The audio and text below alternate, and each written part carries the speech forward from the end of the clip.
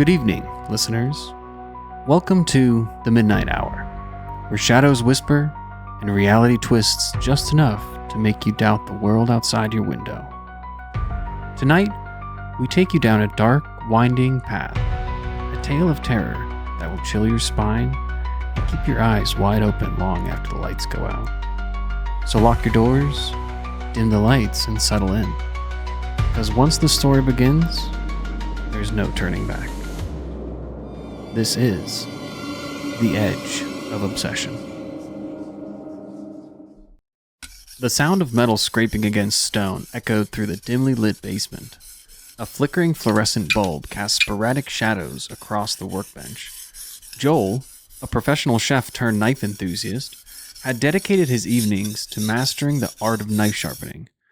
His obsession extended beyond function. He revered knives as art, collecting blades made from every conceivable steel. Each blade had a story, and Joel made it his mission to bring out their edges, sharp enough to split atoms. Tonight was no different. Joel was hunched over a Nakiri knife forged from blue super steel. The blade gleamed under the harsh light as he ran it against a Japanese whetstone. The repetitive motion soothed him. Sharpening was his ritual, his meditation, a way to focus his restless mind. But lately, something had been off. It began with the whispering. At first, Joel thought it was his mind playing tricks on him, a byproduct of solitude and the rhythmic scraping of steel on stone. But as nights passed, the whispers grew more distinct. They came when he honed his knives, a murmur of unintelligible voices just on the edge of comprehension. It wasn't the kind of sound you could dismiss. It felt alive, seeping into the marrow of his bones. The edge isn't yours to take. A voice whispered one night as he worked on a high carbon steel blade. Joel froze, his hand trembling. He glanced around the room, but there was no one else there, just his collection of knives, neatly arranged on the wall. He shook it off. Lack of sleep, he reasoned. Too much caffeine. The human mind had a way of conjuring strange things when left alone. But as the days turned into weeks, the voices became clearer, more demanding. One evening, while sharpening a VG-10 chef's knife, Joel felt a prickling sensation along his spine. The air grew heavy, charged, as though a thunderstorm was brewing inside the basement. The fluorescent bulb flickered violently, and the shadows on the walls seemed to stretch and writhe. Then he saw it. The knives on the wall were moving. At first, it was subtle, a slight tremor as if they were reacting to his sharpening. But soon, they began to tilt and sway, their reflections casting warped shapes on the concrete walls. You've taken too much. The voices hissed in unison, louder now, almost deafening. Joel stumbled back, his heart pounding. The Nakiri knife in his hand pulsed, its handle growing warm, almost alive. He dropped it onto the bench, watching in horror as the blade began to quiver and lift on its own. One by one, the other knives followed suit, levitating from their mounts. Joel backed into the corner, his eyes darting from blade to blade. Each one seemed to glimmer with malicious intent, their edges sharper than ever before. You've stolen our essence. The voices said, overlapping, discordant.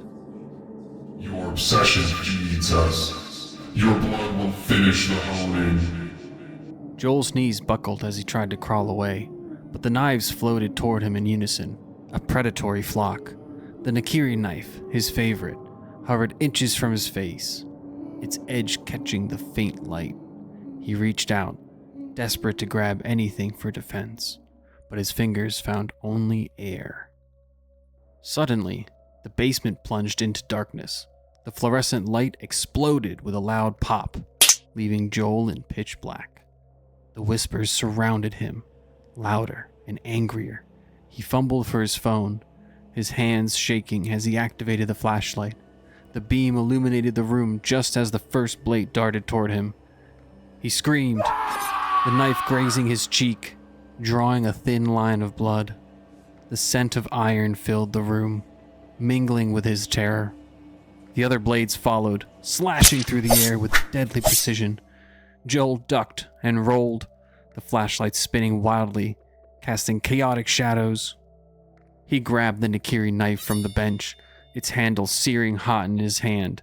The moment his fingers closed around it, a voice boomed in his head.